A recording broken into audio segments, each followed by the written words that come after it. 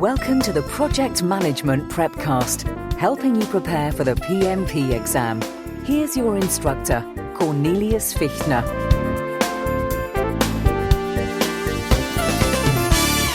Hello and welcome back to the Project Management PrepCast, where we even tackle failing the PMP exam in a positive and constructive way to help you, our student. I'm your instructor, Cornelius Fichtner. And yes, you heard me right. We are going to tackle the issue of failing the PMP exam. And I'm fully aware that you may not want to hear this because, frankly, you are probably preparing for this exam like a madman or crazy woman so that you pass the exam. And it's only natural that you are pushing the thought of failure away. But let's look at this from a different angle, from the angle of lessons learned and how to proactively avoid failure. My interview guest, Dan Ryan, has coached hundreds of students for the PMP exam. Many of them failed the exam before they came to him for help. He picked them up, motivated them, pointed them in the right direction, and stood by their side on the road to PMP exam success. That is what a coach does. And if you want to know more about our PM PrepCast coaching program, please go to pmprepcast.com/coaching for all the details. So, listen to this interview not with fear about failing your PMP exam, but instead listen to it with the attitude of a project manager who has access to information from previous similar projects and who uses this information as lessons learned to make sure that your own project, your own PMP exam, does not fail. Here it is. Hello, Dan. Welcome back to the program. Thank you very much, Cornelius. Always a pleasure. So today we want to talk about how a coach can help if you have failed your PMP exam. But let me first ask you this. What exactly do you do as a PMP exam coach? How do you personally see your role? Well, it's very diverse, actually. Overall, I'm a facilitator, okay? So I am going to work with the person who has failed the PMP exam to help them correct their mistakes and pass the exam. But on a deeper level, as a PMP exam coach, you have to be able to identify where a student's weaknesses were, what caused them to fail the exam, all right? And then you have to influence the factors of change, just like a project manager, okay? So if that person had trouble with math, or if that person had trouble with risk or quality or a certain area, all right, those are the areas you attack first. You wouldn't necessarily try to start working on something they were particularly strong in, okay? We're not going to try to improve strengths. We want to improve weaknesses. And as a coach, you do that through a variety of methods. Those methods include lecturing, tutoring, and, actually training them on the actual materials, okay, to clarify for them and to give them the information. You might also provide them with artifacts like spreadsheets, PDFs, Excel documents, which contained necessary information for them to study to improve in certain areas. You will go through practice exams with the candidate, making sure that they know how to approach PMP exam questions in a way that will get them to pass the exam. So, it really depends on the student, on their needs. Everybody's different. Everybody's at a different point in their journey for the PMP exam. As the coach, you have to come in, you have to assess what's going on, and you have to apply a custom program for them to get well, so to speak.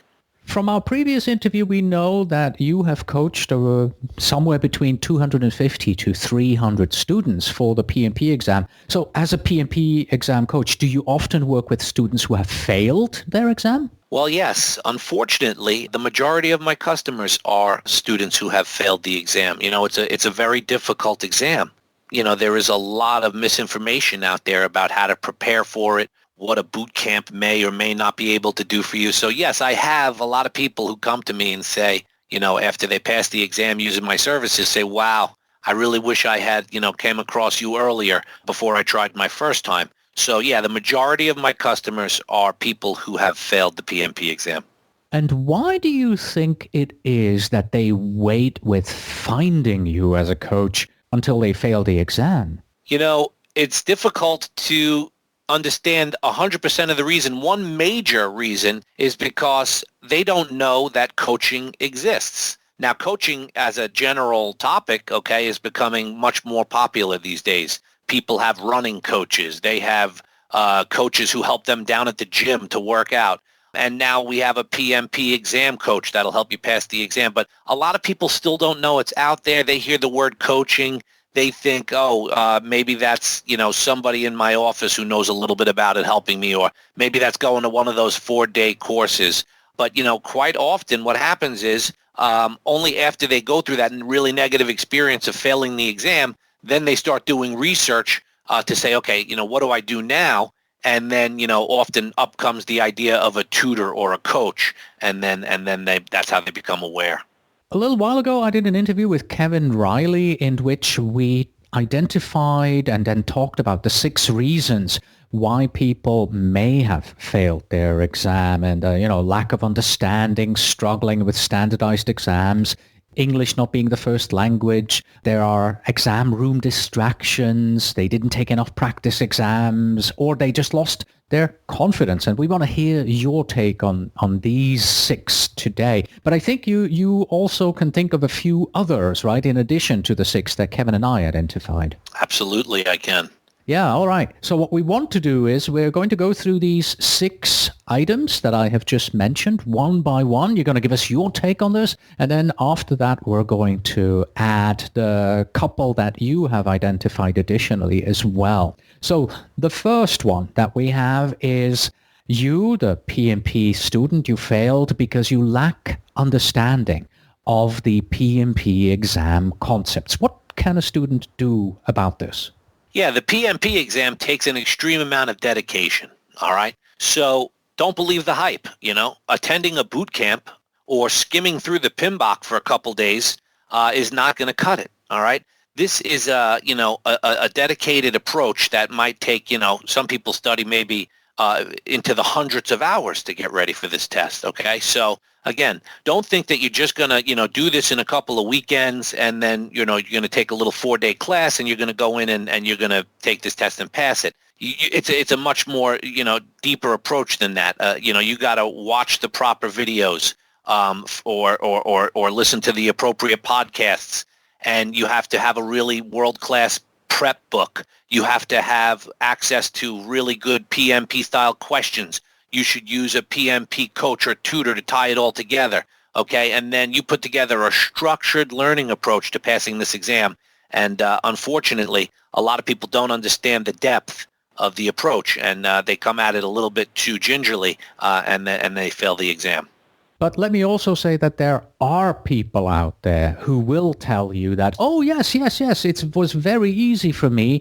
I studied for 2 weeks. I never read the PMBOK guide and I passed it in my first try. These people do exist, yes, but if you know what a bell curve is, these are the people on the outlying edges of the bell curve. These are the exceptions that you will hear about. And so don't focus on those. Focus on yourself and think about what you need to do as a PMP exam student, how you prepare, how you work during such an exam, and then make the decision for what you personally need to do. All right, so that was reason number 1, you lack understanding of PMP exam contents. The second reason, you struggle with standardized exams. Yeah, I've worked with people who struggled with the standardized exams.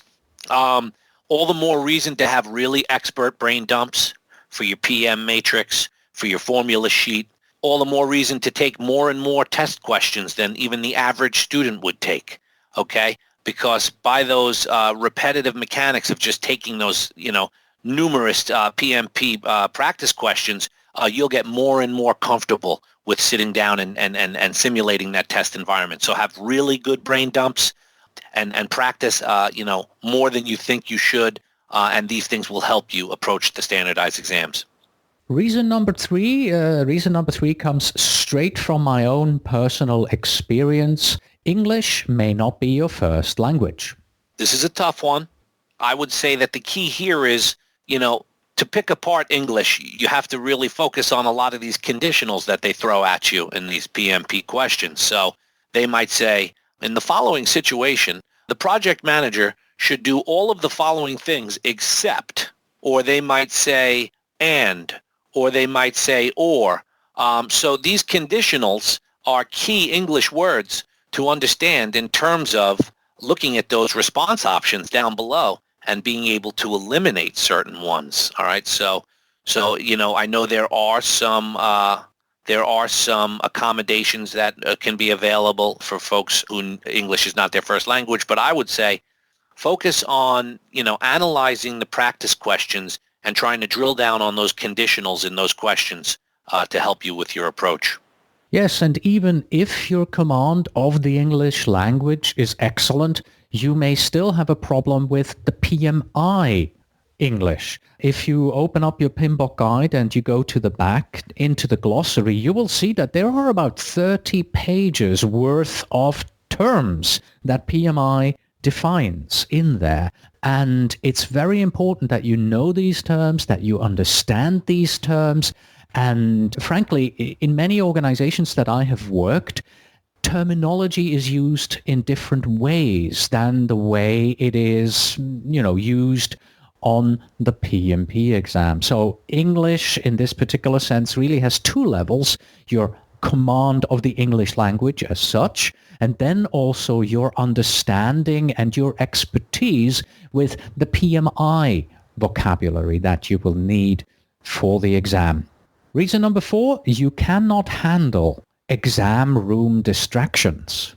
Yeah, occasionally, depending upon the situation, there are some testing accommodations that can be achieved. However, I know certain Prometrics testing centers have offered their students, I believe, kind of like noise canceling headphones. So you might contact your testing center in advance to see if they have any accommodations, or contact PMI to find out more information about any accommodations that might be available. Other than that, like you and Kevin said in the prior interview, going down to Starbucks or sitting in a busy place to take your practice test might give you some good practice about being in a busy environment, and that could help.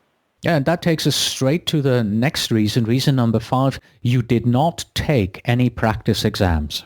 Yeah, some people say that they've taken a lot of practice tests, but when you actually get a number out of them, they say something like, 20 or 30 questions or maybe 100.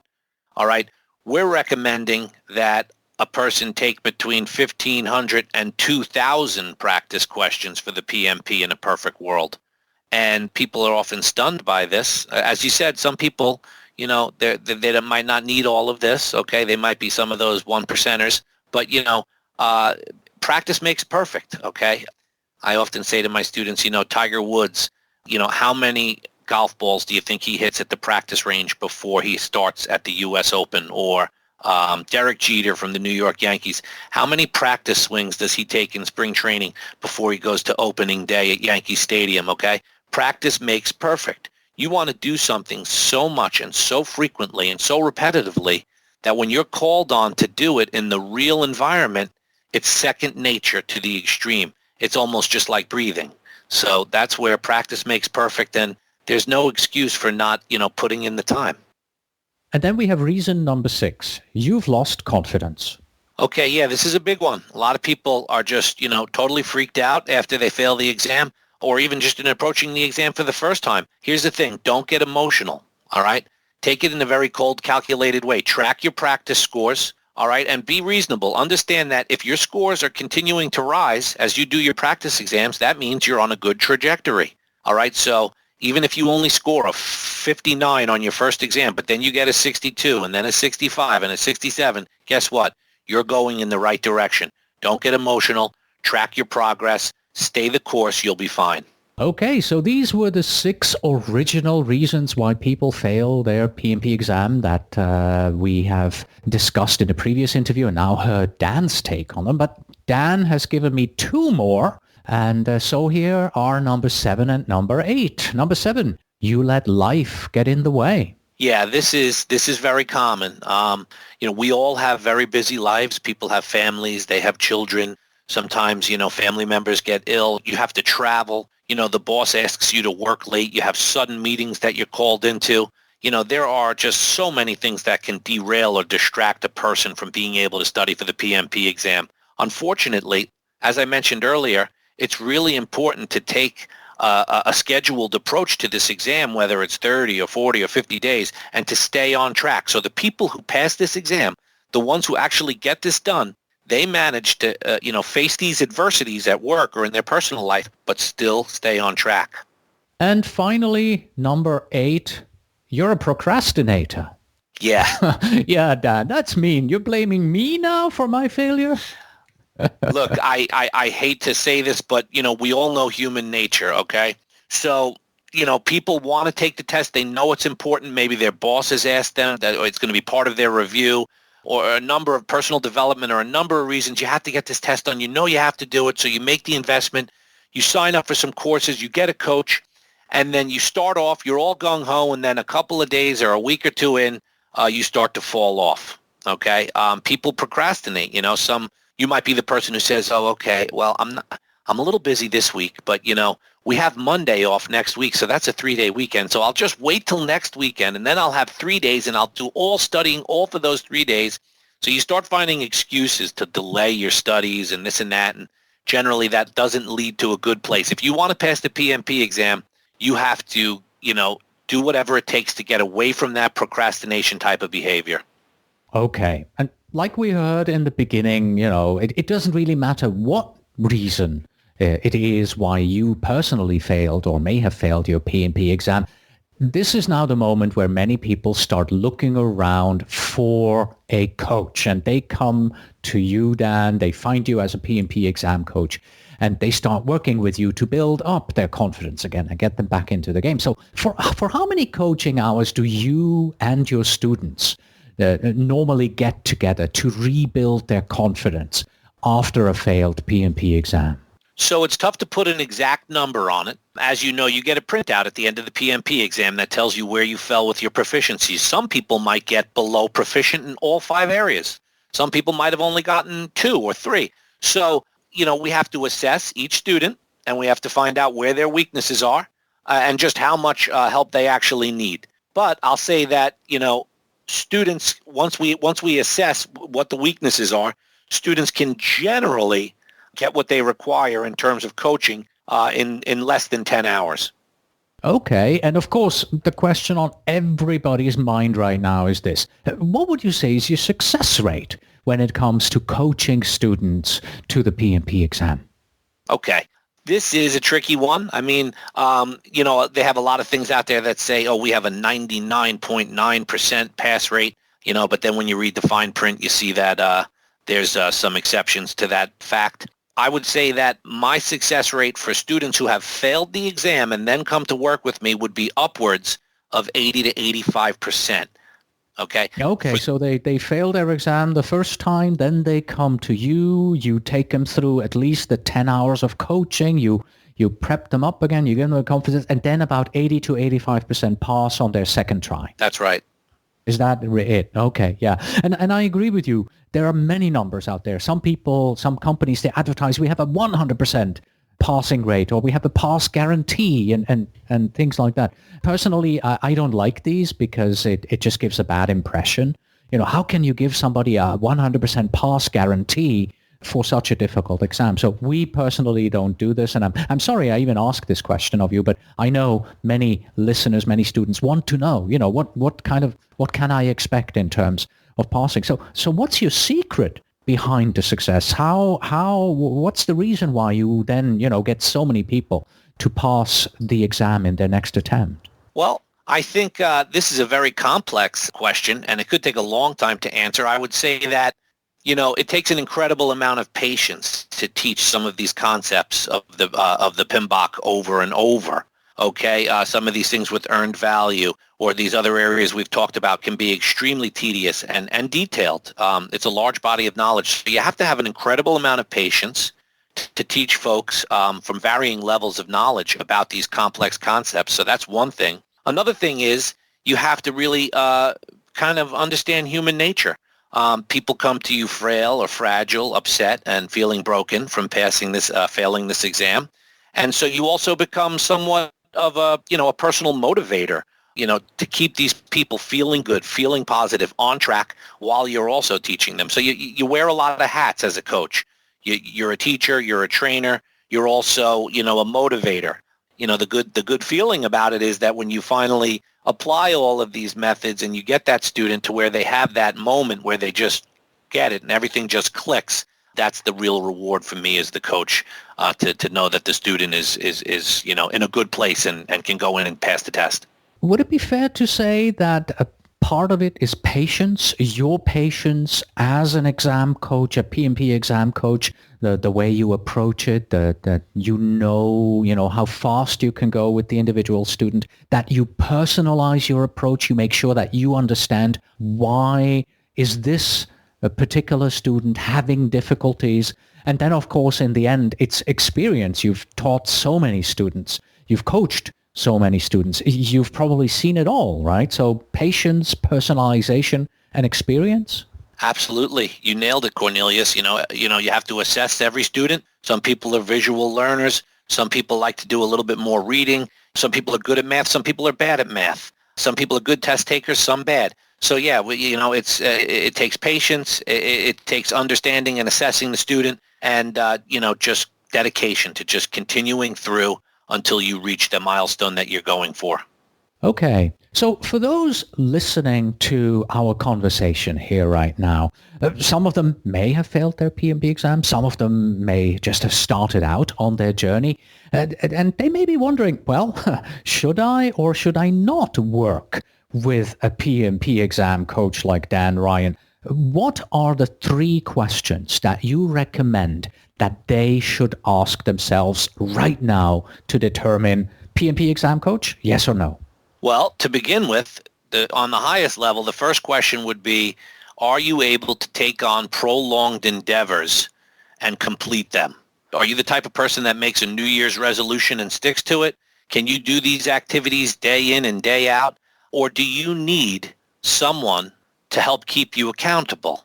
Okay, that's someone to check in on your progress, to measure where you're at and to let you know if you're ahead, if you're on, or if you're behind schedule.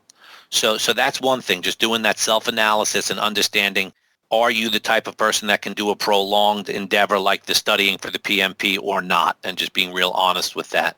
The second question would be, do you struggle with mathematics or with long, wordy, multiple choice questions? Do you struggle with these types of questions on the PMP exam? In that case, you would need somebody to clear up some of those confusing types of questions for you. And then finally, are you the type of person that is very busy, has a very hectic lifestyle? And I guess everybody could say yes to this, but really, are you on the go all the time?